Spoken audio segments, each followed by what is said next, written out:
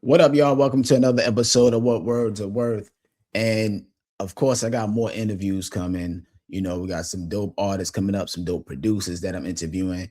But this time on this episode, I felt I wanted to do a wrap up, like wrap up my 2025. Like, what did I do?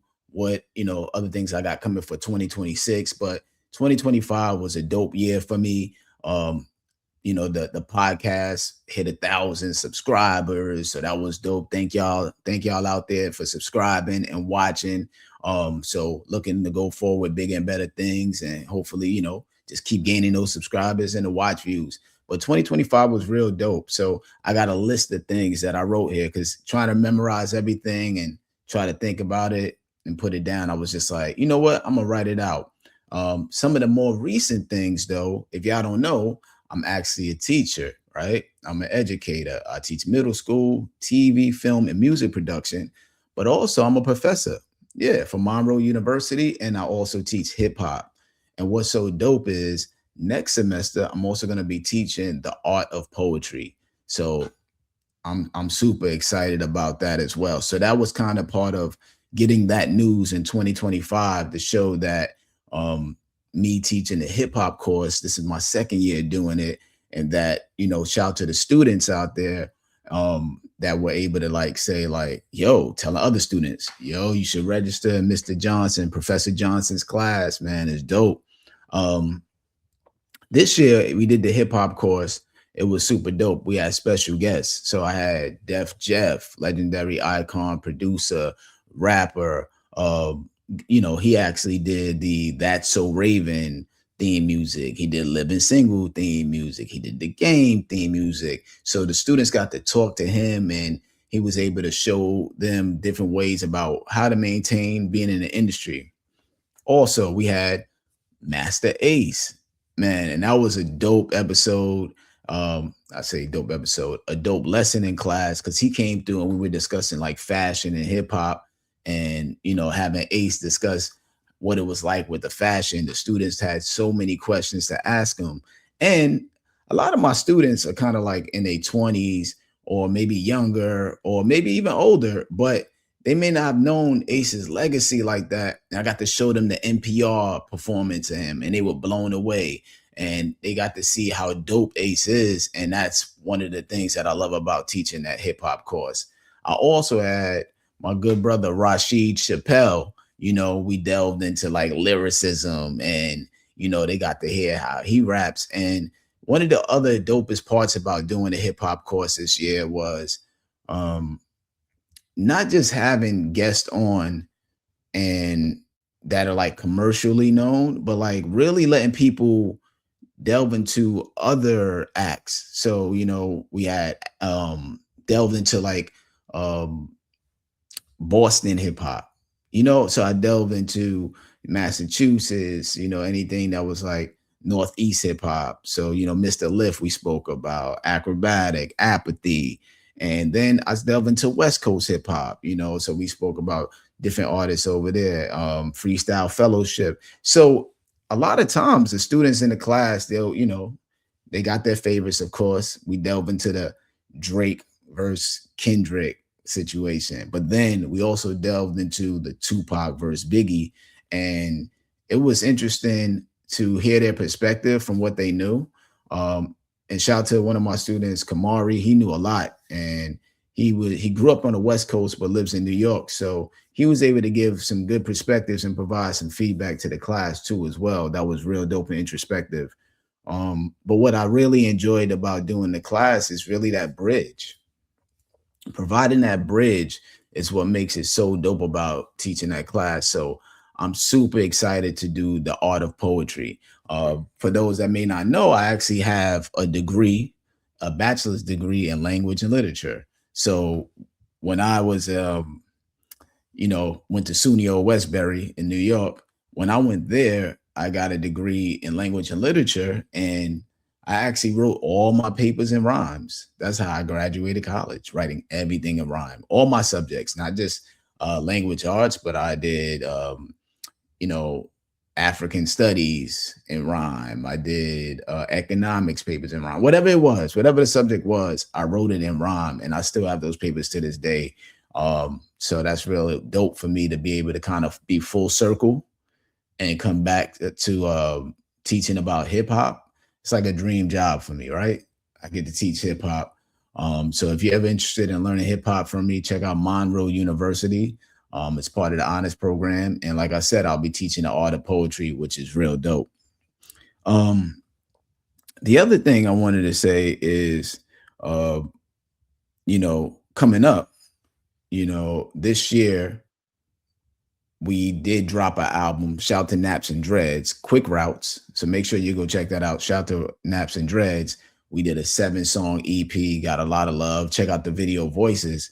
But what I wanted to talk about that's also coming up that led to me thinking of that Nap and Dreads is the Stu Bangers new album. Me and Stu Bangers got a new album dropping in January. So Stu Bangers is super dope, prolific producer. He might be the most prolific producer that I know, as meaning like he has a project coming out like every month, every week, he's super prolific, which inspires me and motivates me to stay as prolific as him. So that album will be out January. So if you're watching this, it's December. You might get this, how YouTube pop up, things pop up different times. I got my green on, represent for, the holidays. So January 2026, look out for that new Stu Bangers and Wordsworth album. You'll be able to listen to the songs on there, and it's super dope. Of course, we got Master Ace, Rusty Jux on there. We got Sage Francis on there, Recognize. We got some dope features that you may not expect. Punchline on there, Apathy. It's just a dope album, so make sure you check that out. So one of the things that I'm into, if you don't know, I'm a collector. So this year as well, so of course I got the J Dilla. You may have seen that before, but a lot of you may not know that I also, one of my favorite rappers is Nas. So I have this Nas statue here, which is dope. You can like take the head off here and then the chain and all of that. Shout to Concrete Jungle, Scott Tosio over there that puts out some dope statues. So if you ever want to get some dope statues from him. And then I got this questions game, hip hop trivia game. The box is super fire with the crate on here as well, So yeah, shout out to Sean Kantrowitz. Real dope hip hop trivia. So some of these things I pick up, I'm a collector. I got some other items over there as well. I got Doom, I got Ace, I got Herbie and Rakim. And so this year, one of the major pickups that I got recently, which was sold out in a matter of minutes, was I got this Wu-Tang Monopoly. So I typically don't indulge in buying stuff like this. I actually posted this online the other day, and somebody was like, they got a fake version. It was like, oh, I got the fake version. See, I didn't even know they had a fake Wu-Tang Monopoly out there. I guess it's like a black box, but this is official. It got the Hasbro games on there on the bottom. And so I typically buy stuff, it got to be official, right? So like my Nas statue actually is autographed on the bottom by Nas. Shout to Nas and DJ Premier for that album Light Years as well. So this was a crazy good pickup for me right here. I'm thinking about getting the Tribe Called Quest. They just came out with like a Tribe Called Quest pack as well. All 4 of them in a pack. So that might be my that's the next thing I'm gonna get. I usually I've showed I'm a collector before though. Shout out to Destroy. He had a show that dealt with collecting, and I showed a lot of my other items that I collect as well. So yeah, so this was a real dope pickup for me to kind of end off my 2025 a little bit with a Wu-Tang Monopoly. And then, doesn't get much better than that. All right. Yesterday, I went to see Avatar. All right. Avatar. It was cool. I'm not the biggest Avatar fan, but I watched the first one. And then my daughter, she's a huge Avatar fan. I watched the second one, 3 hours. I had to do it in like 2 days, though. Super long movie. So then this one she wanted to see as well. And yesterday went to check that out. It was okay. Um, we only go to see the movies in 4D though. If you're gonna go see Avatar or any movie going forward, I can't do no movies unless it's in 4D. So 4D, 3D. So it's a 3D aspect, but the chair moving like you in a roller coaster. So anytime they flying, chair moving. If it's a car, the car changing. Like I saw Transformers that way. I saw John Wick that way. I saw Thor that way. I saw Black Panther 2 that way. So I can't even do movies unless it's that way. My only gripe about like Avatar really was like, I didn't feel the story was in depth, like detailed enough. I didn't feel like they delved into something that I could be like, oh, this is kind of crazy. A lot of run, get caught, fight, escape, run, get caught, fight, escape. So for me, it was interesting just because of the 40 aspect. Like if you go to the 40 aspect and you sit in the front with the water bar, there's like a bar in front in a certain row. Like, when they dive in the water hits you in the face there. And then they also, it's snow. When it's snow in the theater. When it rain in the theater. They were burning something. During the burning, they actually sent this scent out in the air. It even got scent. A different scent sprays out and you get the smell like almost like something's burning. So that was crazy for Avatar with the 4D. So if you're going to check out Avatar, make sure you go see it in 4D. All right. Over the past few days as well, I'm into comedians. Got to catch up on Ali Sadiq. So if you're into Ali Sadiq, he's super dope storyteller. He might be one of the best comedians today with the storytelling. He got a joint called Mondays. It's pretty good. If you get a chance, check out his two sons stand up, and his other stand ups are pretty good. This one was good too. It was interesting as far as just the way he was able to tell the story about like coming up with the concepts. I think that's what I like about Ali Sadiq is like his concepts. This one is called Mondays. It's about stories that only happen on a Monday. So as a writer, you start thinking like, man, that's an ill concept, which is dope about it is he could elaborate on that more, right? So he can have the Monday series, he could do the Tuesday series, and he could also have the Wednesday series. So that's how I think of it as a writer. How do you expand and expound on these ideas that he has? So I thought that was pretty genius just watching that. I also saw the Dave Chappelle.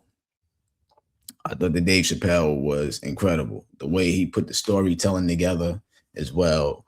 And the way he's able to go back to something that he may mention earlier. Some of the best comedians are able to do that. They're able to like talk about something early and then tie it down the line maybe 20, 30 minutes later and bring it back in certain instances and kind of pepper the jokes with some of that. And I thought I enjoyed that Dave Chappelle stand up better than the last one. But I like Dave Chappelle's just storytelling. You could just kind of see that he's just saying his thoughts. The way he flows, he's just saying his thoughts, and he's real free. You can see a comedian that's real free. Who's my favorite stand-up currently? Currently, I would probably say Ali Sadiq is probably my favorite stand-up currently because I've been watching consistently his work. But Dave Chappelle, super fire with it. Of course, I love Chris Rock. So that's what's going on as far as me catching up on comedy. And then as far as what music am I listening to currently, I'm listening to that Conway album. What's that? You Can't Kill God with Bullets album is dope. I love hearing him rhyme. Black Man X God is it's probably like my favorite on there. Just the beat, man, beat is super funky. The rhymes, the pieces of mine and pieces of mine, and at least in the line, you know what I'm saying? The rhyme on there, like, now I'm drinking wine in Paris at time. It's so wild. I'm listening to the lyric, and as a rapper, you're always listening to other people's rhymes thinking like, oh, that's fire. Man, I would have probably said this. So he said, I'm in Paris drinking this wine. At least at this time, I'm in Paris drinking this wine. I was thinking, at least in the line, I'm in Paris drinking Parisian wine, like Parisian wine. I was like, man, he would have said Parisian. I think everybody has those moments when you like listening to a rapper. If you rap or write, you probably like say, I would have said this, that rhymes better because you're always looking for that sound sonically. But that's what I'm listening to currently. And one of my other favorite joints on there is that Crazy Avery. Man, he just rhyming over that Timberland beat and just rhyming on it, just flowing, move to Florida like I was Tebow. And like, man, um, dope line. One of the illest lines though on that Black Man is God is what he said. I went pyro on it. He said, I got the lamb rap. I went gyro on it. So if you don't get that line, so a gyro, of course, is lamb, right? In a wrap bread. But you know, if you got a Lamborghini, if you call it a Lambo or lamb, you can get it wrapped as well. But you know, he's saying he got the Lamborghini car wrapped with gyro, when gyro on it. I thought that was fire. Just the double entendre of it was incredible. But I really like just hearing good rhymes. And that's why I like that Conway album a lot. But check out also that Naps and Dreads album that I was saying. It's me and Naps and Dread called Quick Routes. Check that out as well. Let me see. I spoke to you about that. Here's another thing this year that happened that I'm very proud of. So being a teacher, a lot of it is about helping kids' dreams come true. And that's the payoff of being an educator, is helping students' dreams come true. You know, when they learn one little thing, you like, you know that lasts forever, right? It's like making eternal memories with your students. They'll remember like, oh, Mr. Johnson taught me that, you know, Professor Johnson taught me that, you know, same, similar to you know, you remember things that you learned from people that you grew up with, right? I had a friend, Kareem, we called him Bones. And one of the things about him when we were younger, he just wouldn't wait for nobody. He was like, yo, I got to do it or it's not going to get done. And he gave me that. I got a cousin, Ojel, you know, he was like, he was super funny and just like always was able to like walk in a room and just, you know, find himself like being able to, hey, hi, and just fit in. And I was like, man, that's a good trait. So me, I'm made up of traits of all of my friends that I thought had powerful traits. And that's kind of where I am and what made me. But so you learn from people you're around, and getting back to students, they learn from, you know, you as well. If you're an educator or parent, you know, you're an educator too, teaching kids or anybody. A lot of people in our village is an educator. But I was able to help one of my students publish a book. His name is Rashawn Miller. It's called Forevermore. So check that out. It's real dope, man. Nathan, a student at Quercus Bunk Middle, had conflicted feelings about an old friend, Anthony. But that's not the only drama going on in this school. Seventh grade has begun full throttle as conflicts rise and grudges are held forevermore. It's hard to trust the ones closest to you, and even harder to forgive those who hurt others. Shouting matches, fights, and romance swirl throughout the school year, and it just keeps getting worse. Join Nathan Miller and his friends as they move through the struggle that is seventh grade. So check out this Forevermore if you just want to support one of my students putting out a book. And I have another student that she's about to publish her book too. So make sure y'all check this out. This is real dope. So that's one of the things I kind of may want to get a program started in the school when I'm just helping students publish books. So that's kind of something I've been kind of figuring out. And the dope thing about it is, it's not just that they're publishing their book, they're learning the business of it. So we walk through them uploading their book to KDP, you know, and then they're doing their cover. We work with them on the artwork. They get their artwork done, the manuscript. So go through all the steps, and they're doing it in front of their class, and it inspired so many other students to be like, what? And then when they see it on sale at Amazon, they're like, wow, I did it, right? And that's what it's all about for being an educator. Wow, I did it. And it inspired so many other students to be like, I got to get mine done. I think that should be kind of a course, so I'm looking to get in something like that, like publishing a book and starting from, maybe it's a semester course. I think it should be more of a semester. And that way you can have students, um, start early and then kind of shoot towards a goal towards the end of the year, have the book out, and then people could buy it and support it. And I really love it because that's kind of how I got started. I think about me being on the campuses of SUNY or Westbury. The way I got my name known was I used to rap on the radio station freestyles about what's going on campus, and they played it during lunch. So that first audience that the students have is the school. So, Rashawn putting this out, he got that fan base right there. And the other aspect business wise is they're able to hook up their bank accounts. And then now they're able to start getting money early and then seeing that money come in from their book, their creation, when they're just chilling. Somebody in Spain might see it. Let me order this. Somebody in Europe, somebody in Florida, somebody in Brooklyn, California, Texas, Omaha, wherever, can just buy it, and they start seeing it bring dividends. And as they get older, they realize their creation is worth something. And, hopefully they make a lot more money. And then they also start making a series of it. So I believe this one is going to be a series forevermore. So support students, and, get yours done.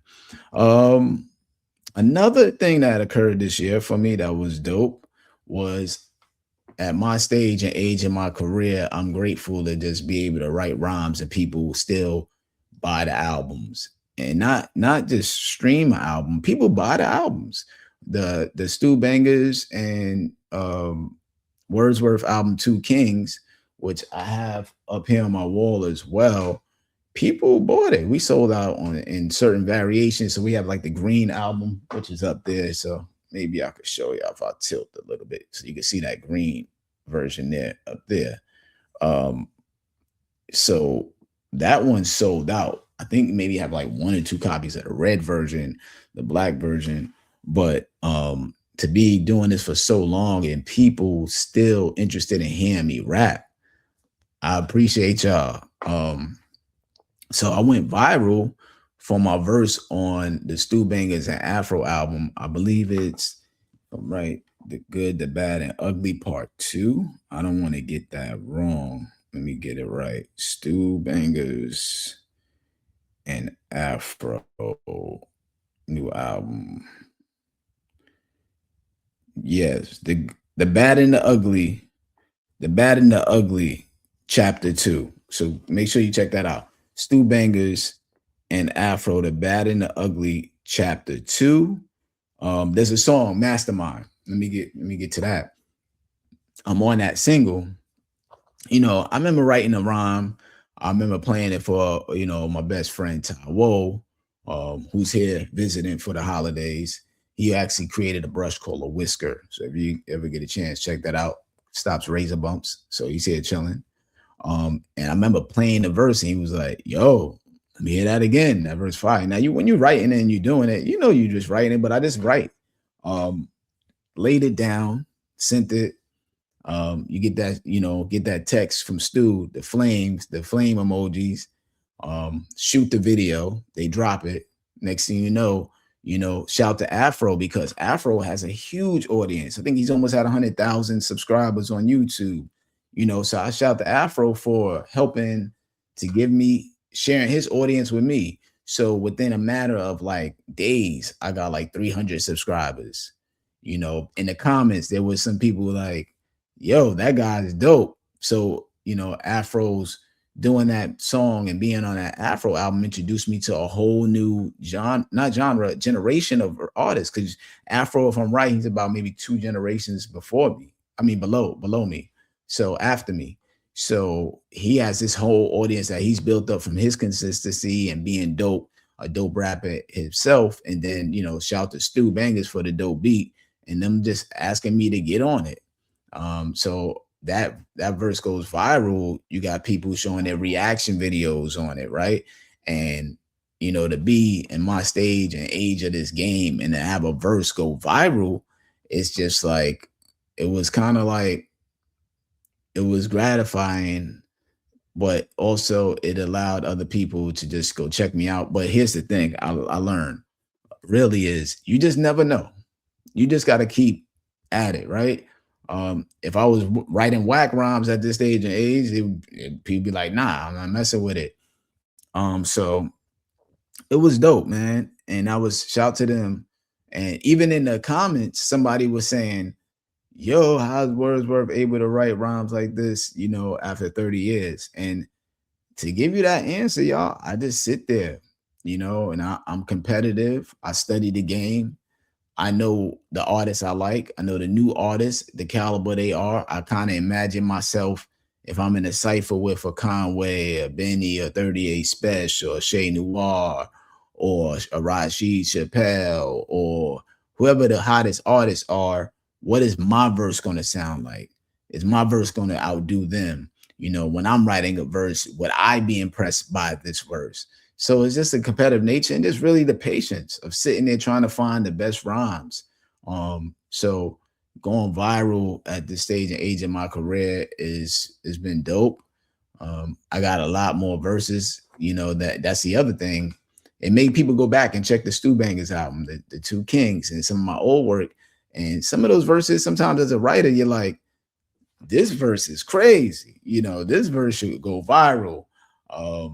But you don't know what's gonna happen. That's the thing. You don't know what's gonna go viral. You don't. You just put it out, and that's the key to it all. You just do the work, and you don't worry about if it's gonna go viral or not. You just do the work, and that's one of the dope things about Afro and Stu Bangers. They just do the work. That's why I love working with both of them. It's just that, yo, you like that beat, do the song, keep it moving. You like that beat, do the song, keep it moving. So check out the video Mastermind, Afro Stu Bangers featuring Wordsworth, Mastermind. Earlier, like a few months ago in November, shout to the Alliance for the Arts. One of the things in a lot of our communities, we have these arts galleries, places where people do workshops. So the Alliance for the Arts, I went to that. I went to the to the gallery. It's a nonprofit, and I offered to do this workshop. First, I got recognized from rhyming at Sydney and Byrne Museum in Fort Myers. I got recognized rhyming there, and one of the people that work at Alliance for the Arts named Kat, shout to Kat, she had saw me rhyming and said, "Hey, we want to work with you." And I presented a writing workshop called Unlock Writing, and I did it in November. And people came, and it was so dope and successful that I got offered like a 6-week residency, basically, of doing the next course. So that will be starting actually in, if I looked at my contract the other day, February 8th, I believe. It starts February and ends in April. So yeah, so just doing a course, a workshop, and seeing it turn into that upcoming for me was dope, because that was probably my first workshop by myself. I've done workshops with my brothers, Dr. Jason Rawls, as y'all know, is Jay Rawls, one of the dopest producers out there. He got an album with Nico Wiz out right now. John Robinson, phenomenal rapper, and Professor James Miles, phenomenal actor, artist, professor. So we typically go out to South by Southwest EDU. As a lot of people may know, South by Southwest has a music component, but the week before that, they actually have an education component. So those that don't know, look up South by Southwest EDU, and we typically go there, and we've killed it. Like, we get hundreds of people coming out to see us. Just like, we put on a crazy show, but we also come up with some ways to do education and creating curriculum. So shout out to my brothers for that. So doing that workshop this year and then getting offered that, it just let me know that's another realm and avenue where I'm going, and I've been aiming at for a while.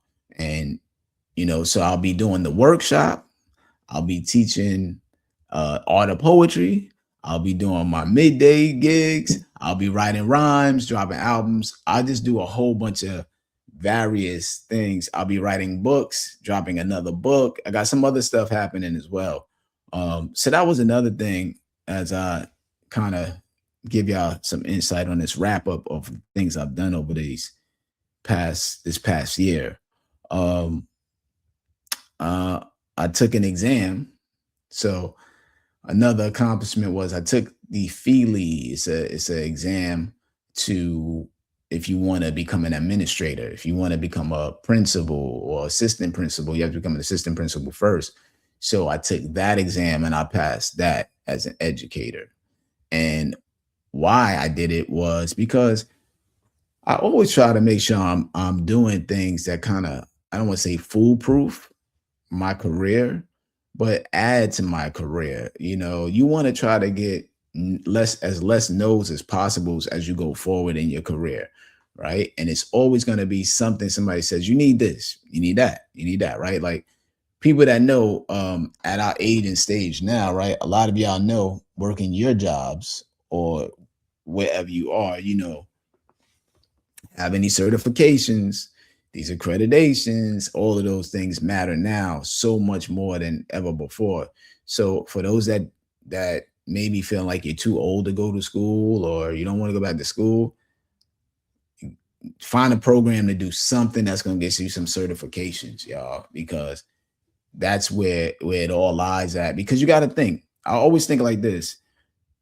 When I pass you the ball, is it prepared enough that you go talk to somebody else that they can't deny me, right? And vice versa. When I work with other people, I'm always like asking questions and all right, when you pass me the ball and I go take it to my people that want to help you out, are all the questions answered? Are there any stones unturned? So if if you're feeling kind of older and you're not sure, I would say go and just the time. Here's what I realized: the time you be chilling, like right now, right, December 23rd. I hate, but sometimes I do hate. Is December 23rd, 2025, and then December 23rd, 2027, and you talking to somebody and you be like, and they be like, yeah, I should have did it because by the time we spoke about this 2-3 years ago, I would have been finished. That's the facts. Just get started, y'all. Just get started. I've been to college numerous times. So on my wall here is I got 3 degrees, three masters and 1 bachelor. You know, that's my Tribe Called Quest gold plaque there. That's one of my albums for Your Life. It's real like get real introspective, personal. And then that's one of my kids' books. So if you get a chance, I always promote that as well. Called Socks. But it's never too late, y'all. So me passing that test was just kind of like I got to get up in some of these other rankings if I want to make an impact with some of my ideas and the way I see things are going forward, right? We love education. And if you're into hip hop and you want to do things that deal with hip hop and teaching in the classes and the schools, I think you can do it. But I also think there's a limitation to an extent when people have to kind of present you or represent you. You kind of want to make sure you have some of those check marks, those boxes checked. So that was something that I wanted to have just so I can kind of go forward with my curriculum creation. If you don't know, I have a on the website Florida University of Miami website. I have a program called Organized Rhyme. You can check it out. It's called Organized Rhyme, in which I teach people how to write rhymes and I license it to them. And I create curriculums. Where I'm at now, I created the curriculum. So you want to get into that understanding of people will allow you to do a lot more with some accreditations or certificates. So look into that as well. And find a program that you think is going to be valuable down the line, right? And that you're interested in learning. So, never stop learning. You never stop learning because you always continue to grow. That's why I think I like learning so much, like my curiosity, and that's why I like writing rhymes and songs, just my curiosity as well. So that's one of the accomplishments I had this year as well. Uh, I got some more interviews to do that's coming up. I just spoke to you about that. But what I did do this year was this podcast has been so dope for me. People are catching on every day and they love it. But as you do it, also, I just wanted it, I want to get different equipment, right? So I finally got me a camera. I got me a nice camera. So I'll be filming on that once I kind of I just got it recently. So I'm just learning some of it. I got to make sure I learn about memory card writing speeds and, what's the best settings for what I'm filming. So I'm just trying to up my game gradually, for myself, but for y'all as well. And so it's just more, in the along the lines and the standards of what's going on today. So buying a camera for me was a big deal. I did a lot of research. I got a Sony A6700, which I did a lot of research, and then a lot of people was like, "Yo, that's the one, right?" So I got that, and so you'll be seeing a lot more music videos of me putting out more music videos. So that's what it was. At first, I was using my phone, iPhone, got a 16 Pro Max. You could do some dope things with that, but there are some limitations as well. You could see some of the differences with the phone versus actually having a camera. But I just don't like to delve in this stuff, so I had to do some research. I'm heavy with the research. I'll be heavy with the up. I was about to buy the Sony, if I'm right, 7A4. I think it was the A4. I was gonna buy the 4. Then the 5 is coming out. But then I just was looking at like, okay, what am I trying to do? I'm not taking photos. I'm trying to do videos at this high level. And you can look online. A lot of them was just saying like, man, this 6700 is just as good as this, if not better for these reasons. So that's what I got. So that's one of the other big things that I did this year and I'm excited about. But yeah, y'all, I just wanted to catch up with y'all and give you a kind of my wrap up of this year. And I'm just excited. This was one of my favorite years. I turned 50, y'all. Turned 50. That was kind of crazy. A lot of reflection I had to do. A lot of reflecting, sitting there. And that's why I'm into the education aspect. That's why I write books. That's why I do everything under the sun besides making just music. I love writing rhymes, doing songs, music. It's dope. But invite me out to come talk to y'all on the panel about how I see the world. That's where I see myself as I get older, being on panels, probably with a beard, talking about what the world is from hip hop, how I see education with hip hop and going forward and, dissecting my rhymes. If you don't also, if this is your first time checking this, I also got this book too, New Beginning. So make sure y'all check that out. This is the author's copy. So if you see that, you should check that out.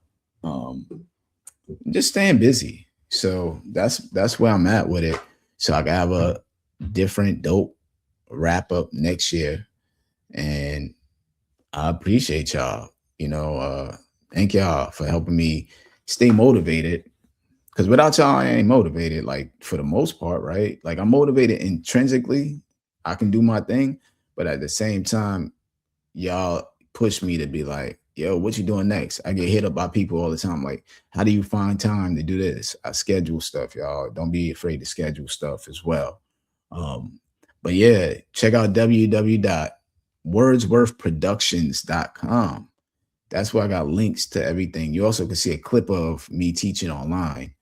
And yeah, if y'all need to holler at me, hit me up on the Instagram, on the DMs, or whatever way. Also, leave some questions down here if you want me to answer some questions. So I'll be doing some of those segments as well, like ask me anything questions. All right, y'all. Enjoy your holiday. I'll see y'all next year. New interviews, a lot more other things. Peace. Oh, links in the description. Click those. Like, subscribe, share.